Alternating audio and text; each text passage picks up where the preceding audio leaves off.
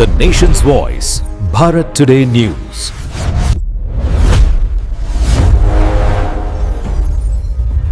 दिल्ली से संवाददाता रजनी गुप्ता की रिपोर्ट। कनिका शर्मा ने जीता glamour Mrs India world wide season 11 का glamour Mrs India world wide season 11 में इंडिया का खिताब जीतने वाली कनिका शर्मा ने अपनी शानदार जीत के बाद प्रेस वार्ता का आयोजन किया। इस दौरान उन्होंने अपनी उपलब्धि, अनुभव और भविष्य की योजनाओं को मीडिया के साथ साझा किया। कनिका शर्मा ने कहा कि वह अपने खिताब का उपयोग महिला सशक्तिकरण, बालिका शिक्षा और पर्यावरण संरक्षण जैसे सामाजिक मुद्दों के लिए करना चाहती है। उन्होंने बताया कि अब वह ग्लैमर वर्ल्ड वाइड को अंतर्राष्ट्रीय मंच पर रिप्रेजेंट करने के लिए वर्ल्ड फैशन वीक दुबई 2026 में भारत का प्रतिनिधित्व करेंगी। यह उनके लिए देश को वैश्विक फैशन और सौंदर्य मंच पर प्रस्तुत करने का महत्वपूर्ण अवसर होगा। दुआ भी मौजूद रहीं।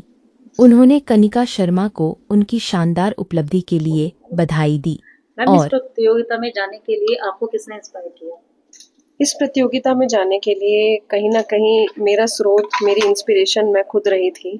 और ग्लैमर की चीज़ें, ग्लैमर के एडवर्टाइजमेंट्स मैंने जब देखे तो कहीं ना कहीं उस फिटनेस जर्नी के दौरान एक जो मेरी शुरू हुई थी 3 साल पहले, ये सब देख के मेरा कॉन्फिडेंस बढ़ गया। और मैंने सोचा कि अब मुझे इसमें घुस जाना चाहिए, क्योंकि मैं हमेशा से ही फैशन और ग्लैमर इंडस्ट्री का पार्ट बनना चाहती थी। मैम, जैसे आप गवर्नमेंट एम्प्लॉय भी हैं, तो दोनों चीज़ों को किस तरीके से मैनेज किया? कंपटीशन भी और जॉब का भी, वो किस तरीके से मैनेज हुआ?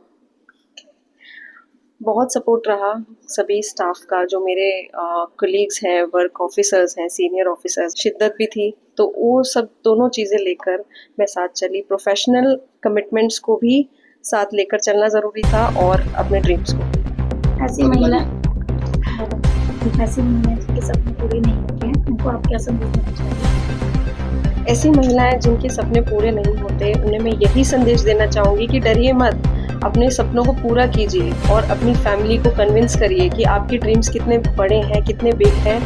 कन्विंस एवरीवन एंड समाज को दिखाइए कि कोई परेशानी, कोई चुनौती आपको रोक नहीं सकती। देखा जाए तो ये सफर आपके साथ कभी ऐसा हुआ कि मेरा क्या अपना सपना टूटा है और परिवार के दूसरे फ्रेंड्स को कैसा? ऐसा तो नहीं है कहूँगी कि सपना टूट रहा है, बट हाँ, क्योंकि प्रॉब्लम्स आती ही हैं, सबकी लाइफ में प्रॉब्लम्स होती हैं, चुनौतियाँ होती हैं और कभी कभी मोटिवेशन लेवल भी कम हो जाता है।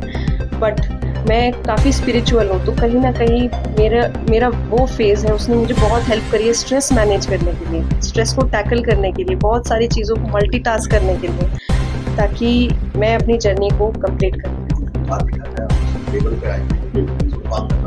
अगला कदम क्या होगा कि आपका अगला कदम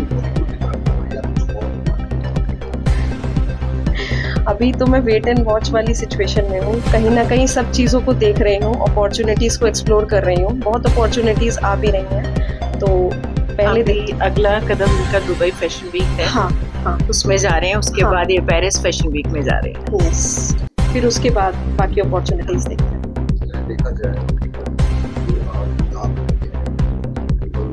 ग्लैमर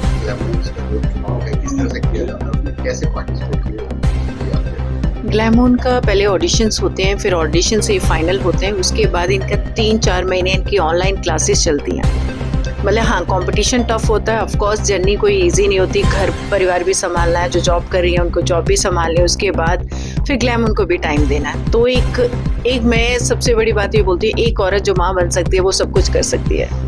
तो वो जर्नी आराम से उनसे हो जाती है। 3 महीने में हम उनको पूरा ट्रेन करके फिर उनको फिनाले स्टेज पे लेके आते हैं। देखा जाए भारत के अलावा और कितने देश हैं जहाँ से पार्टिसिपेट कर रहे हैं? भारत के अलावा हमारे 75 कंट्रीज हैं जहाँ से महिलाएं हमारे ग्लैमर में आती हैं।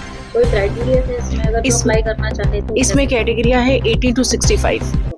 इसमें कोई उम्र लिमिट नहीं है। जब तक आपके हाथ पैर चल रहे हैं, आप आइए, आपका जो सपना है वो पूरा करिए, ग्लैमर आपको पंख देगा। अगर देखा जाए तो आपकी तरफ से उन महिलाओं को क्या सपोर्ट मिलता है जो दूर दराज से? हमारा उन महिलाओं को पूरा ये होता है कि देखो जिस महिला को जिस इंडस्ट्री में जाना है, जिसको सिंगर बनना है, एक्टिंग करना है या मॉडलिंग करनी है या फिर किसी और फील्ड में, ग्लैमोन उनको वो फील्ड प्रोवाइड कराता है। यानी हम महिलाओं को पूरा साथ देती है, पूरा सपोर्ट करती है कि अपनी लाइफ को चूज करें। जी डेफिनेटली, महिलाओं को क्या, हम मेरा खुद का एनजीओ है मेरी बेटी मेरा गुरूर। पहले मैं सिर्फ बच्चों को लेके चल रही थी, उसके बाद फिर मैंने क्या किया, कोविड में देखा जो बुजुर्गों के लिए कोई भी हेल्प नहीं कर रहा, जिनकी फैमिली में कोई नहीं है, तो हमने वो पूरा एनजीओ मर्ज कर दिया जिसमें मेरी बेटी तो है ही, उसके साथ बुजुर्ग बच्चे और सब कोई है।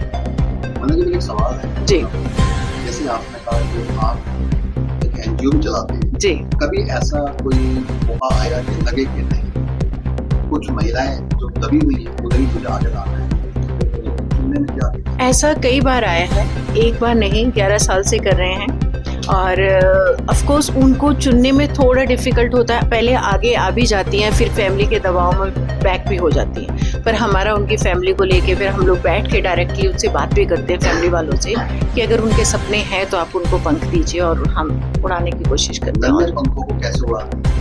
नन्हे पंखों को कैसे उड़ान दी जाएगी?